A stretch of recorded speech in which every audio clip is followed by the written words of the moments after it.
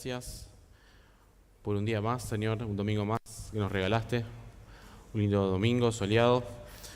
Te damos gracias porque pudimos predisponer un tiempo para venir hasta acá, Señor, con los hermanos, a poder conocernos más unos a otros, Señor, y como siempre decimos en tu palabra, a sobrellevar las cargas unos a otros, y también en este espacio poder conocernos un poco más, iglesia, Señor, y así también como conocerte a vos, Padre. Por eso queremos en esta mañana que podamos, que de mi parte pueda ser claro con el mensaje, así también como nos estés abriendo nuestros oídos espirituales para poder comprenderte, entenderte, Señor, sabiendo que en vos está toda la sabiduría, todo lo que el ser humano necesita, Señor, está por medio de tu palabra.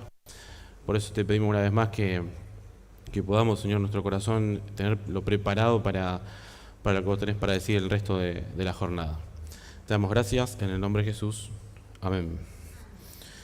Bueno, como bien se acuerdan, seguimos con la serie de Éxodo, en donde estamos ya en el capítulo 19.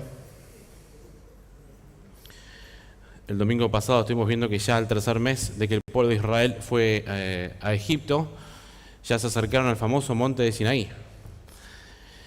El monte de Sinaí era una parada obligatoria, decía Israel la semana pasada, porque recordábamos cuando el pueblo de Israel estaba en Egipto, recordamos esta intención que tenía Moisés de hablar con el faraón. No sé si se acuerdan, en algún momento dado Moisés habla con el faraón y le pide un tiempo para adorarlo a Dios. Entonces la lógica del faraón es: ¿cómo me van a pedir a mí un descanso? En un momento decía en el hebreo Shabbat. Entonces el faraón decía: ¿cómo van a pedir a mí un descanso para adorar a su Dios encima? Porque el faraón es un Dios para el pueblo, para el contexto egipcio. Entonces, ¿se acuerdan que veíamos esto de que el faraón le dio más carga todavía? Ellos construían ladrillo, el pueblo de Israel construía el famoso adobe, este barro seco.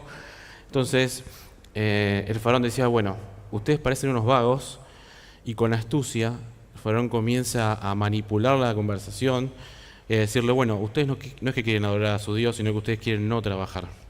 Entonces, habíamos visto esta lógica como sin ciertos materiales para hacer el ladrillo, ellos tenían que igual hacer una misma cantidad de ladrillos sin el material que le hacía falta, que era la paja. Entonces veíamos que al fin y al cabo, ya a esta altura de la historia, vemos que Dios liberó al pueblo de Israel por medio de Moisés. Y llegamos acá, donde al fin llegaron al monte de Sinaí, este momento de adoración. Y la semana pasada veíamos de versículo 5 y 6. No sé si está el PowerPoint ya preparado, que nos va a guiar un poquito en esta mañana. Habíamos visto cómo Dios le da al pueblo de Israel una identidad y un propósito. Es interesante porque no es simplemente: bueno, lo saco a ustedes para salvarlos, para sacarlos de las garras del gobierno de este faraón de Egipto y de la serpiente antigua, como veníamos diciendo. Sin embargo, vemos que Dios les da una identidad a este pueblo que no tenía identidad, y les da un propósito, un objetivo claro. Y en el versículo 5, Israel nos acompañaba la semana pasada en meditar esto, que dice: ahora pues, si de veras escucháis mi voz y guardáis mi pacto, entonces vosotros seréis objeto de mi predilección, tengo en esta versión la textual, entre todos los pueblos, porque mía es toda la tierra. Y vosotros me seréis un reino de sacerdotes y una nación santa. Estas son las palabras que hablarás a los hijos de Israel. Si tuviéramos que pensar, entonces, ¿cuál es la identidad que Dios le da a su pueblo? ¿Qué podemos decir según estos versículos? ¿Me ayudan? ¿Cómo los trata Dios a su pueblo? Especial tesoro, buen punto. En la semana pasada Israel nos decía: ¿pero qué? Entonces Dios hace acepción de personas, ¿se acuerdan? ¿Por qué le dice especial tesoro? ¿Ellos tenían algo en particular? Ahí está, ¿no? Dice Ari que fueron elegidos para una misión especial. O sea, este preciado tesoro, claro que hace un contraste lógico con la condición en que Israel estaba con Egipto. Porque ellos, ¿cómo eran frente al faraón? eran esclavos, ¿no? Y yo me acuerdo que en un momento habíamos leído que los capataces de Egipto tomaban a Israel como personas indignas, como hasta con feo olor, no sé si se acuerdan, en un momento lo llegamos a leer. Entonces vemos que Dios separa a un pueblo, les da esa predilección, ese tesoro, lo llama como tesoro, pero para un propósito un poco más claro, ¿no? Y este propósito veíamos, que decían ustedes, dice, para hacer un reino de sacerdotes y una nación santa. Entonces, eso nos está diciendo algo. O sea, el pueblo de Israel tiene que entender que ellos tienen un camino de salvación mucho más largo. La salvación no se reduce simplemente a salir de la esclavitud, sino a tener una identidad y un propósito, que este propósito lleva a que esta salvación que fue para el mismo pueblo de Israel sea para todas las naciones. Por eso vimos cómo está referenciando a un reino de sacerdotes, ¿no? Este sacerdote hemos visto que media, ¿no? Para que a través de la bendición de Dios pueda alcanzar a todas las naciones, como veíamos en los otros pactos de Abraham también. Así que en el versículo 8, ¿cuál fue la respuesta del pueblo de Dios? Estás pidiendo demasiado, Señor, la verdad que me sacaste de acá, pero ¿me estás negociando conmigo? ¿Qué decía Israel? No. Evidentemente, dice que a una el pueblo responde, haremos todo lo que Jehová ha hablado, ¿no? Entonces Moisés refirió las palabras a Jehová, o sea que Moisés, siendo un intercesor, va ante Dios y le dicen, el pueblo de Israel dice que van a hacer todo, ¿no? Y evidentemente hay una condición por parte del pueblo de Israel, es que ellos no se sienten obligados por parte de Dios, ¿no? O lo ven así, en estas palabras. Vamos a estar viendo un par de ejemplos en Éxodo, cómo no, el pueblo de Israel no siente que Dios esté imponiendo algo.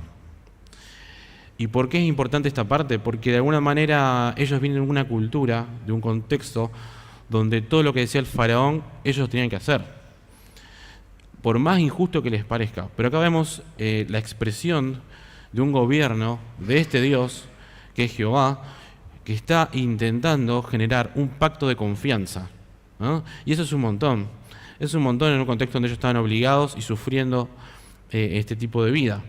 Entonces, quisiera que veamos, hay unos ejemplos, justo están en la placa, Éxodo 12, vamos a ver, 12, 21, vamos a ver cómo Dios empieza a tratar con su pueblo en esta actitud de confianza para que Israel realmente entienda de que las palabras de Dios son buenas para ellos. Miren, Éxodo 12, 21.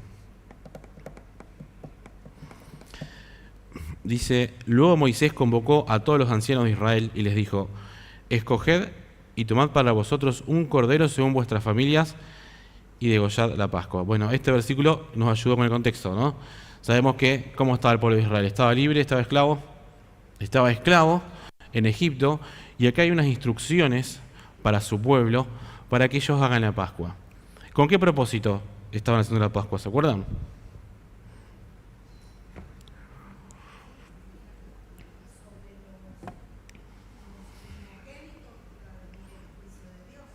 Tal cual. Uh-huh.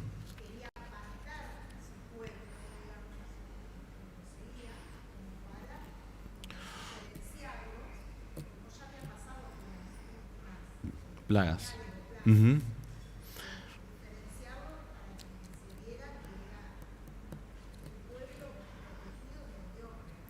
Ahí está el punto que dijiste, Marta, buenísimo. O sea, el pueblo de Israel estaba entendiendo, a través de estos símbolos de la Pascua, que vamos a ver viendo algunos detallitos, que Dios estaba protegiendo a su pueblo, ¿no? Entonces, cuando Dios les dice a través de estas instrucciones cómo deben preparar la Pascua, cómo deben llenar su casa con la sangre por medio de en los dinteles, ¿no? Para que el ángel de la muerte pase por alto. Esa es la idea, ¿no?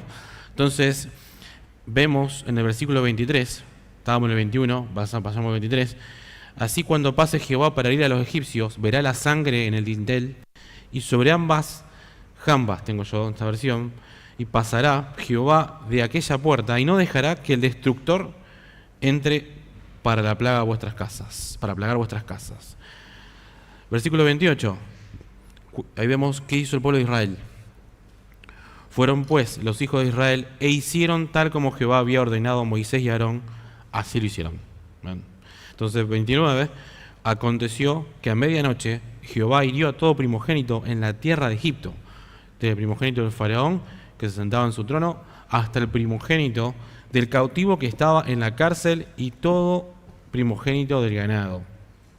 Fíjense, vayamos al 35 y 36. Y los hijos de Israel hicieron conforme a la palabra de Moisés y pidieron a los egipcios utensilios de plata, utensilios de oro y vestidos. Y Jehová dio gracia al pueblo ante los egipcios, los cuales les dieron lo que pidieron, así despojaron a los egipcios. Entonces, ¿qué vemos acá en esta historia? ¿Qué podemos repasar? Que ya lo vimos hace un tiempito. Vemos que Dios les da instrucciones a su pueblo. Israel responde de mala manera o de buena manera. Al parecer de buena manera. Hubo otras plagas anteriores en las que el pueblo de Israel estuvo contenido ante Dios. Y ahora Dios le dice, bueno, hagan esto. Y el pueblo no se siente como, che, pará, ¿me estás imponiendo algo? ¿Me estás obligando a que cumpla algo? No, evidentemente ellos ¿qué hacen? En confianza, en esta ida y vuelta de este nuevo gobierno, de este Dios, en confianza con su pueblo, empiezan, ¿no?, a obedecer, ¿no?, a hacer conforme a su mandato. Entonces, vemos en dos oportunidades que dice, y los hijos de Israel hicieron conforme a la palabra de Moisés, ¿no? Vemos esta lógica de un pueblo que hace, que cumple, ¿no?, que no ve lo que dice Dios como algo malo, sino como todo lo contrario, algo positivo, algo que beneficia al pueblo de Dios. Esta sabiduría que es expresada por parte de este Dios, que es Jehová, al pueblo de Israel, es algo que, che, este Dios tiene poder y autoridad, este Dios me rescató y este Dios me cuida, ¿no? ¿Cómo yo no voy a obrar de esta manera? ¿Ven? El otro ejemplo que podemos ver es Éxodo 24, vayamos a Éxodo 24.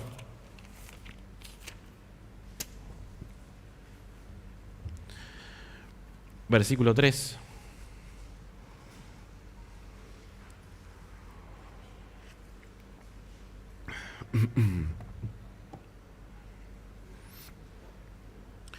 ¿Alguno se puede dar una idea cuál es el contexto de este capítulo que está pasando acá? Con los títulos, con algunas cosas que por ahí tengan marcadas.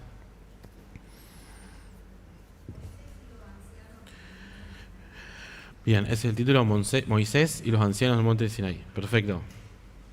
¿Qué está pasando ahí? ¿Cuál es la línea cronológica? ¿En dónde está el tiempo ahí? ¿Qué pasó antes? La ley.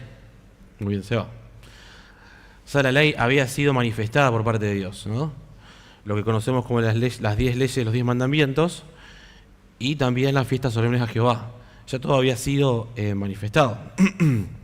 Entonces, versículo 1 del 24, vemos cuál es la reacción del pueblo de Israel. Versículo 1, después dijo a Moisés, sube a Jehová tú, con Aarón, Nadab y Abiú, y con 70 de los ancianos de Israel, y os postraréis a lo lejos. 24:2. Solo Moisés se acercará a Jehová, pero ellos no se acercarán, ni el pueblo subirá con él. Versículo 3. Y Moisés regresó y contó al pueblo todas las palabras de Jehová y todos los decretos que ya habían sido dados, ¿no? Y todo el pueblo respondió a una voz y dijeron, cumpliremos todas las palabras que Jehová ha hablado. ¿Cómo es la actitud del pueblo de Israel, según vemos acá? ¿Alguno que nos tire un tip que ven en este versículo? ¿Cuál pareciera que fueran sus ánimos, ¿no? ¿Cómo estaban ellos, al parecer? Walter. Confianza en Moisés. Muy bien. Vean, eso es primordial. Están confiando, digamos. ¿Algo más que puedan ver? Obedecen. ¿Ven? Perfecto. Hay una obediencia como consecuencia de una confianza, ¿no? Estaban felices, contentos, tristes, che, la verdad que la ley ha sido manifestada. Un garronche, veníamos bien, fuimos libertos, nos sacó de ahí, estamos por el desierto y ahora nos pide que hagamos cosas. La verdad que al final es casi lo mismo, ¿no? ¿Pensaban eso? No, no pensaban eso. Una de las cosas que dice, respondió a una voz el pueblo de Israel. sí, vamos a cumplir todas las palabras que Jehová ha hablado. Ellos parecían tener una intención alegre. Acá la palabra a una voz, yo primero leía pensaba que era como los soldados, o como cuando en la escuela los niños responden a la bandera, ¿no? Que dicen sí juro, todos juntos. Acá da la idea un poco de todo el pueblo, o sea, como hablando a la vez y diciendo, sí, qué bien, bueno, vamos a hacer, como animándose en este feedback, en esta ida y vuelta de todos. El pueblo está diciendo, vamos a cumplir. ¿Cómo no voy a cumplir si realmente las palabras de Dios son sabiduría, ¿no? Si nos sacó de la tierra de Egipto y nos hace vivir, nos guarda del mal. Claro que sí, es lo más sabio que podemos hacer, cumplamos, ¿no? Esa es la intención original. En el versículo 7, miren que esto se como profundiza un poco más, dice, luego tomó el rollo del pacto y lo proclamó a oídos del pueblo. Ellos dijeron, cumpliremos y obedeceremos todo lo que Jehová habló. ¿Hay algo que le hayan agregado? Hemos visto cumplir, ¿no? Ahora dice obedecer. Vemos otra vez esa intención diciendo, che, la verdad que sí, ¿no? ¿Qué entendemos por obedecer? Es la pregunta. Recordamos que siempre intentamos meternos en lo que ellos entendían, ¿no? ¿Alguno tiene idea por qué dice obedecer? ¿O qué querrá decir? ¿O hay otra versión que nos ayude? ¿O alguno tiene en la aplicación de My Bible, mi Biblia, donde el Strong te dice el significado en el hebreo? Ahí nos va a ayudar. Si alguno lo tiene. Si no, otra versión está muy bien. ¿Qué sería obedecer? Es como el policía en la calle cuando dice alto ahí, vos tenés que frenar porque es el policía. ¿Cómo? Oíd. ¿Walter? Perdón, estoy sordo. ¿Saber estar bajo cuidado? Bien, muy bien. Tiene que ver con eso, ¿no? Saber estar bajo cuidado. Oíd, la palabra en el hebreo, dijo, sí.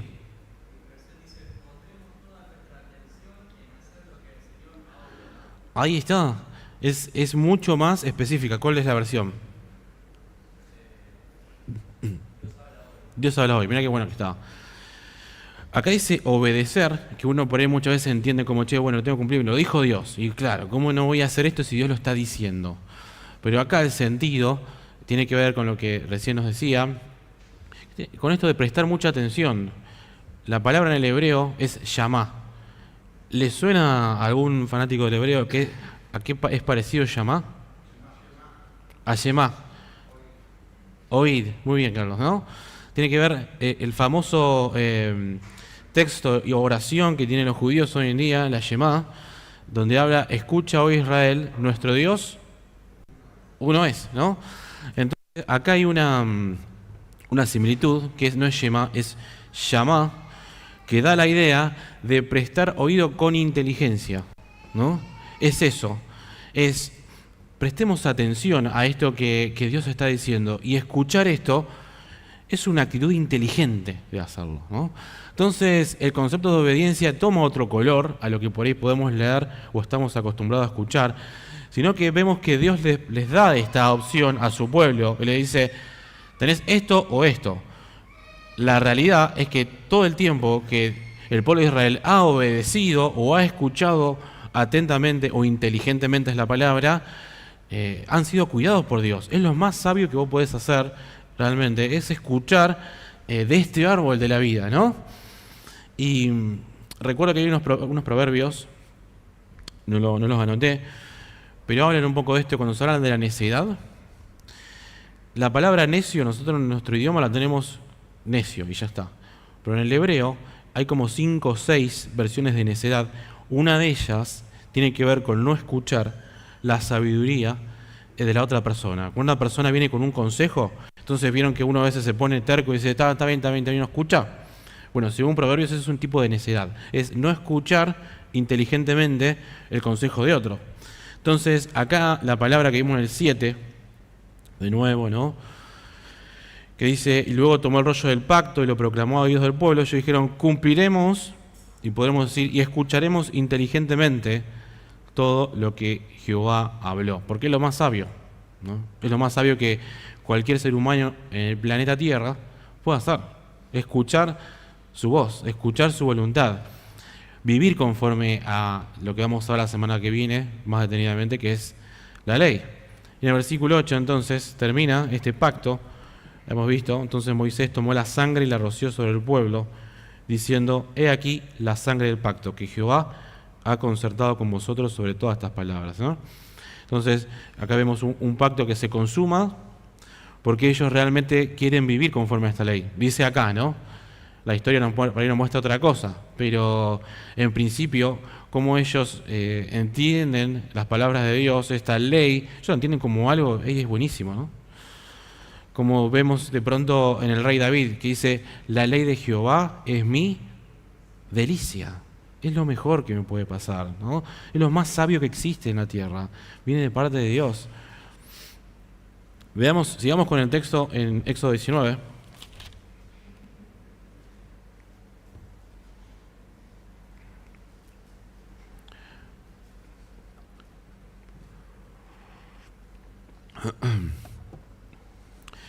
Hemos visto en el versículo 8 que todo el pueblo respondió a una y dijeron, haremos todo lo que Jehová ha hablado. Y Moisés refirió las palabras al pueblo de Jehová. No vemos este patrón de hacer todo lo que Jehová ha hablado.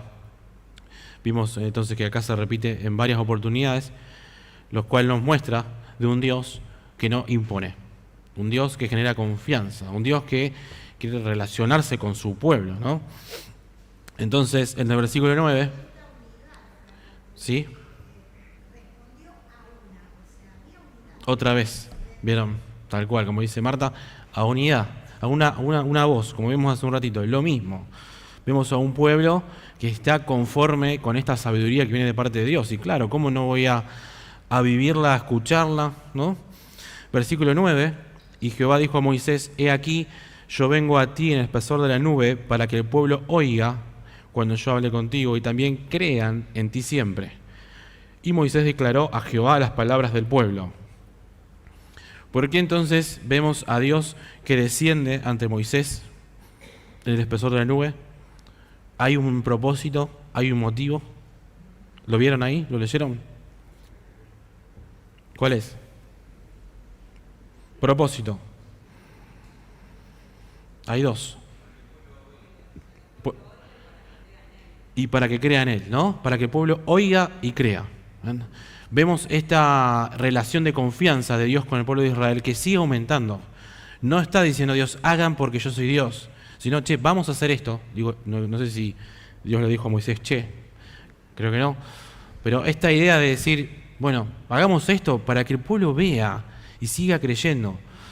Si uno hace todo un recuento de lo que pasó hasta ahora, uno podría pensar, che, ¿y por qué no confío hasta ahora? Si con todas las plagas que vimos, ¿cómo se abrió el mar? ¿Cómo surgió lo seco? Pasaron a través de lo seco y ahora aparece en un monte, ¿no? ¿Por qué más confianza necesita el pueblo de Israel? Sin embargo, Dios, en su misericordia, una y otra vez, está llamando a su pueblo en una relación, ¿por qué no de amistad, ¿no? De profundidad, no de un Dios déspota que obliga, ustedes tienen que hacer esto, ¿no? Sino una relación de confianza, como vemos, para que oigan y el pueblo crea, ¿no? Crea en este intercesor que es Moisés. ¿Vamos bien? Versículos 10 y 11. Entonces Jehová dijo a Moisés, ve al pueblo y santifícalos hoy y mañana y laven sus vestidos. Así estén preparados para el tercer día, porque el tercer día Jehová descenderá sobre el monte Sinaí ante los ojos de todo el pueblo. Hasta ahí. ¿Qué está pasando acá? Versículos 10 y 11. ¿Alguno tiene idea? Dice, ve al pueblo, santifícalos hoy y mañana y laven sus vestidos. ¿Qué está pasando acá? Pureza, ¿no? Perfecto. ¿Por qué pureza? Dios es santo, perfecto.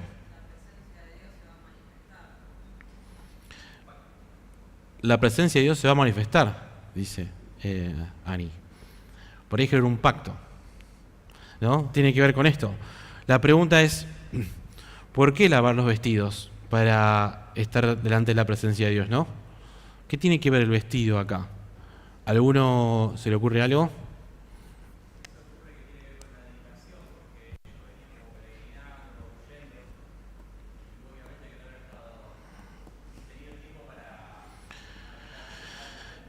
Tiene que ver con la dedicación, tal cual.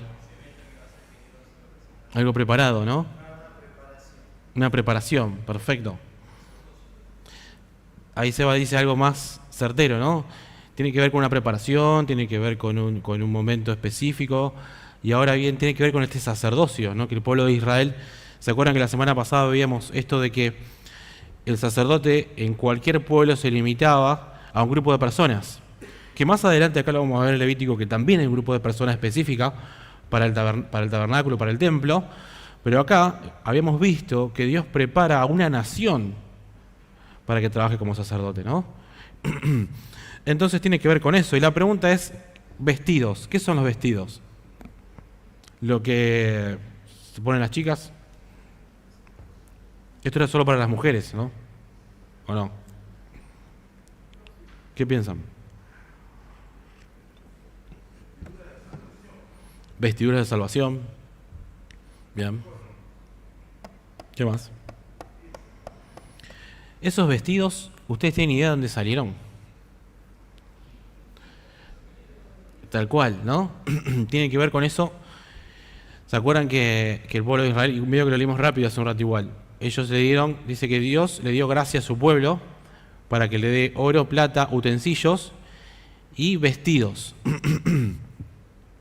Estos vestidos, fíjense que un detalle que podemos tener en cuenta, que primero que fue dado por Egipto, y segundo que estos vestidos, no, yo pensaba cuando leía vestido es toda la ropa, lavar toda la ropa, todo lo que tenés puesto, pero acá solamente es la prenda exterior, que justamente es la prenda, primero es la prenda que el pueblo de Egipto le dio.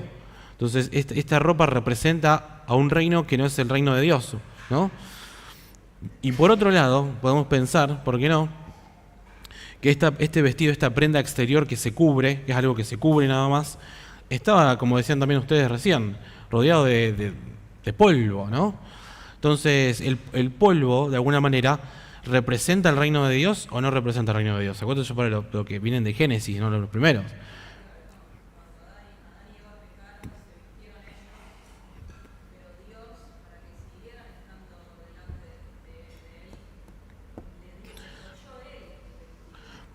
Podría tener una similitud ahí también, como dice Analía, tranquilamente. Esta misma figura que se ve en el huerto del Edén, cuando Dios provee sus vestidos, ¿no? Porque ellos sentían que estaban en pecado, los cubría, proveyó de ropa, puede ser también una opción ahí, ¿no? Y acá de nuevo, una vez más, vemos esto que ellos, esto que estaban cubiertos, ellos deberían lavarlo, frente a Dios, ¿no? Hay dos condiciones distintas, está el reino de Dios, es la santidad, y está el reino del hombre, de la muerte. Y por eso vemos, de alguna manera, que ante Dios se presenten así, ¿no? En Génesis 35:2, vemos en la placa que sigue, unas comparaciones con esto que está pasando acá. O por qué, no sé si... no lo puse en la placa esta. Vayamos a Éxodo 35:2. Capaz que también nos da una idea de por qué. ¿Dije Éxodo? Génesis 35:2. Esto pasó algo parecido de lavar los vestidos en otro contexto.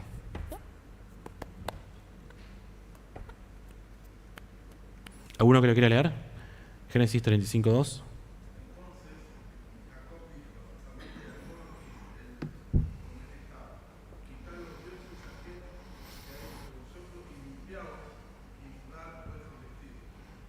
¿Ven? Es evidentemente un poco lo que veníamos charlando, esto de lo que representa. ¿Por qué no volver a esta frase? El gobierno del maligno, el gobierno de la serpiente, nada tiene que ver con lo santo, con Dios. La contaminación, tal cual. Volvamos a Éxodo 19.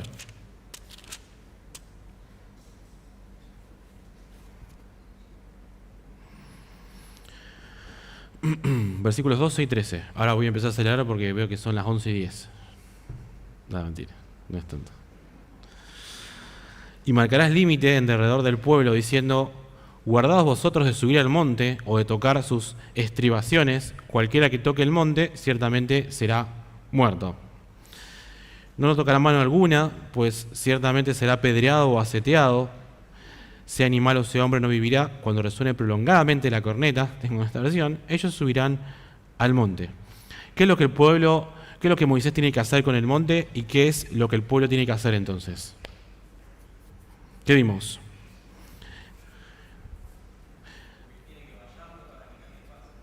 Sí, tal cual. Poner unos límites, ¿no?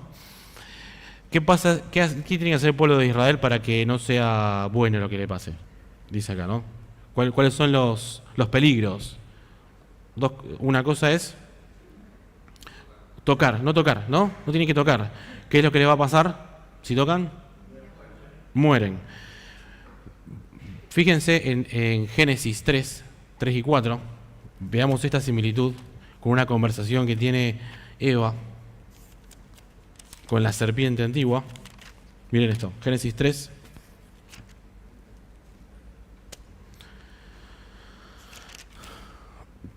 Versículos 3 y 4. Pero del fruto del árbol que está en medio del huerto ha dicho Dios, no comáis de él ni lo toquéis para que no muráis. ¿Ven? Entonces dijo la serpiente a la mujer, ciertamente no moriréis. Bueno, ¿ven lo que está pasando ahí? ¿Vieron la similitud?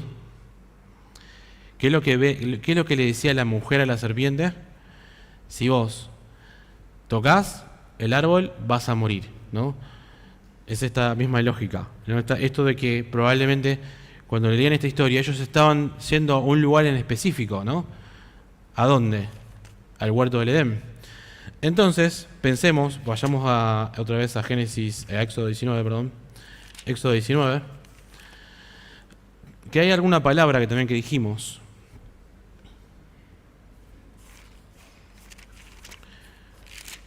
Que es delimitar.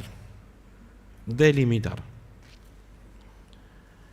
¿En dónde podemos ver esas limitaciones o delimitaciones en toda la Biblia? Y ahí está el machete, ¿no? Que nos puso Pau. Muy bien.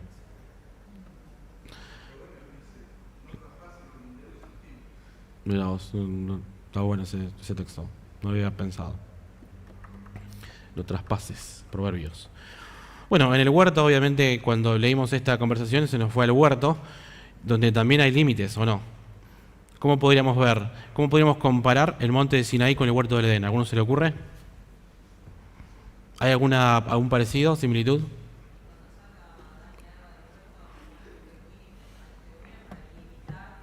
Uh-huh.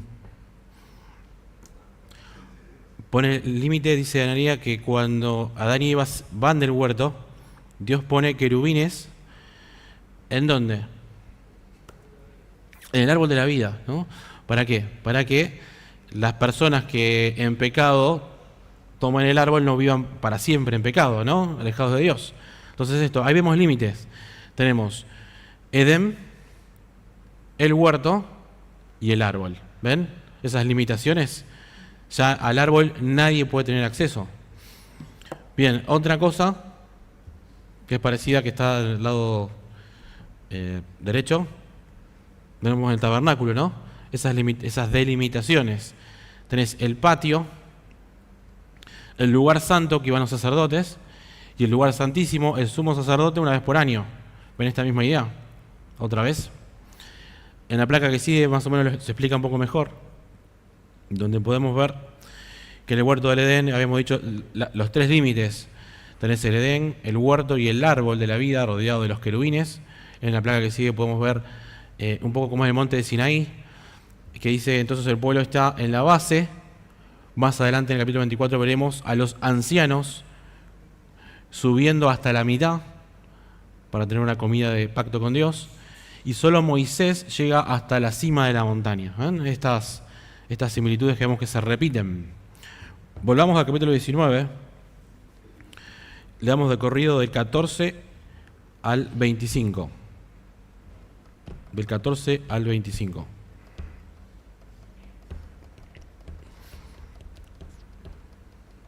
Entonces Moisés bajó desde el monte hacia el pueblo y santificó al pueblo, y ellos lavaron sus vestidos. ¿Ven otra cosa que podemos pensar? ¿Ven algo parecido que no está en los tres? En el que una persona se acerca y tiene que prepararse de una manera específica para estar cerca de Dios, porque Dios mismo se lo dice. ¿Se acuerdan alguna historia también en Éxodo? Que la única manera de acercarse a Dios sea algo que ver con las ropas. La zarza, muy bien. Que se saque las sandalias, muy bien, ¿no? ¿Se acuerdan de eso? ¿Alguno tiene idea por qué Dios le dice eso?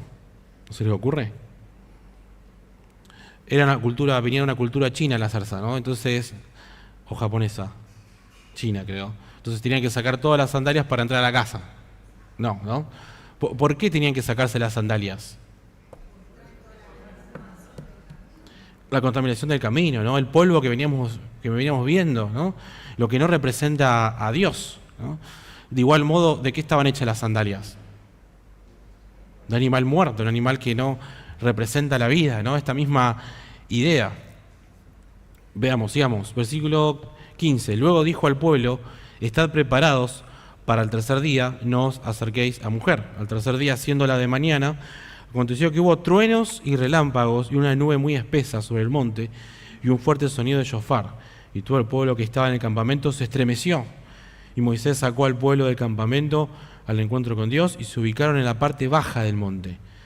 Todo el monte Sinaí humeaba porque Jehová había descendido sobre él en el fuego, y su humo subía como el humo de un horno, y todo el monte se estremecía en gran manera. El sonido de shofar se hacía cada vez más fuerte, y Moisés hablaba, y Dios le respondía con el trueno. Jehová descendió sobre el monte Sinaí, sobre la cumbre del monte, y llamó Jehová a Moisés a la cumbre del monte, y Moisés subió. Luego dijo Jehová a Moisés: baja, advierte al pueblo, no sea que irrumpan hacia Jehová para observar y caigan muchos de ellos. Y santifíquense también los sacerdotes que se acercan a Jehová, para que Jehová no haga estrago entre ellos. Y Moisés dijo a Jehová: el pueblo no podrá subir al monte Sinaí, porque tú nos has advertido diciendo: delimita el monte y santifica. Y Jehová le dijo: anda, baja, luego subirás tú y Aarón contigo, para que los sacerdotes y el pueblo no irrumpan para subir ante Jehová, no sea que haga estragos en ellos. Y bajó Moisés al pueblo y habló con ellos. Hay un trabalenguas: sube, baja, subí, baja, no bajes, ¿no? ¿Qué hay que hacer?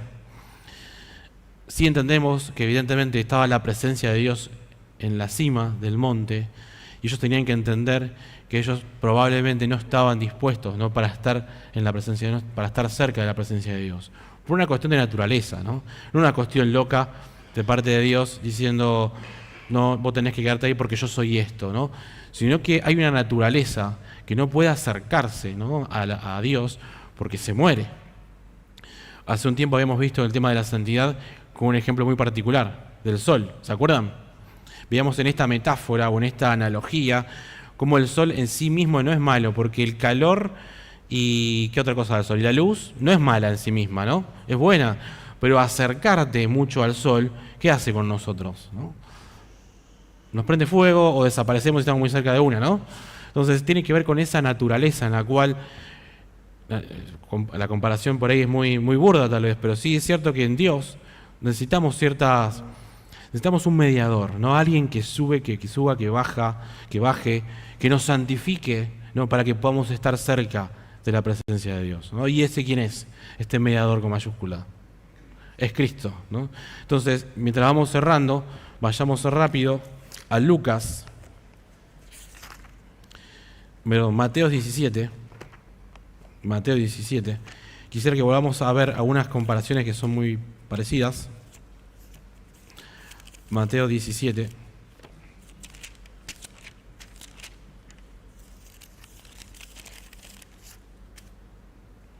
Del 1 al 6.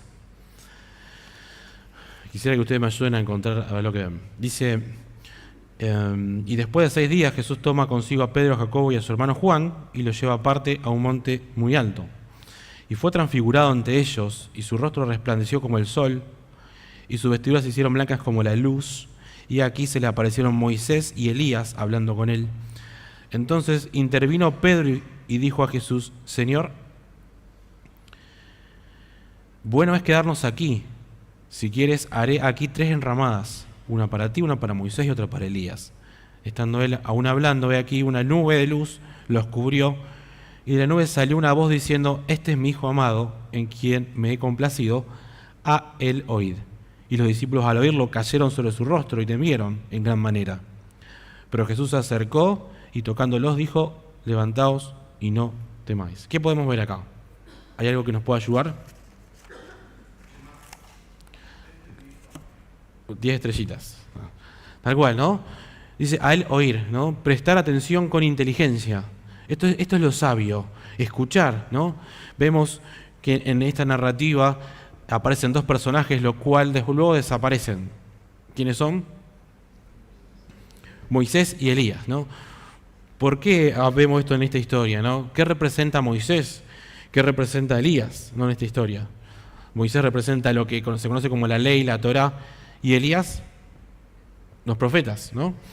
Entonces, ahora, lo que escuchamos atentamente a la sabiduría de Dios, que es esta ley, ¿no? Lo que escuchamos atentamente a las profecías que se cumplen en Jesús, dice, ya está, ahí está Jesús acá, ¿no?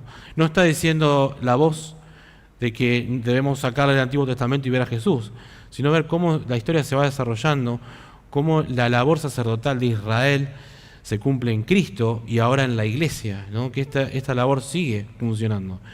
¿De qué nos sirve esto hoy en día? Bueno, ya la semana que viene nos toca ver el tema de la ley, ¿no? Cómo comienza en lo que conocemos como los 10 mandamientos. Ya en este contexto que tal vez nos ayude a ver que el propósito de la ley no era que Israel cumpliera según como entendemos nosotros de lo que significa cumplir, ¿no? Acá el cumplir, que hemos llamado, es, prestemos con inteligencia. Esto es sabiduría, esto es riqueza, esto es lo que nos conviene, esto es buenísimo, ¿no? Sí. Ahí en Proverbios 2, Dale. dice, hijo mío, si recibieres mis palabras y mis mandamientos, guardares dentro de ti, haciendo estar atento tu oído. Muy bien, ahí está, perfecto. A la sabiduría, impecable, ¿no? Vemos otra vez, llama, estar atento a tu oído a la sabiduría, habla de la ley, ¿no? Esto de que Dios no está imponiendo nada, Dios generó un espacio y un contexto de confianza para que podamos ver que la ley es lo mejor que le puede pasar a la humanidad, ¿no? Esta ley que expresa un gobierno totalmente distinto al gobierno que venían de Egipto, el gobierno de este mundo, sino un gobierno donde se expresa en morir a nosotros y expresar el amor de Dios a los demás.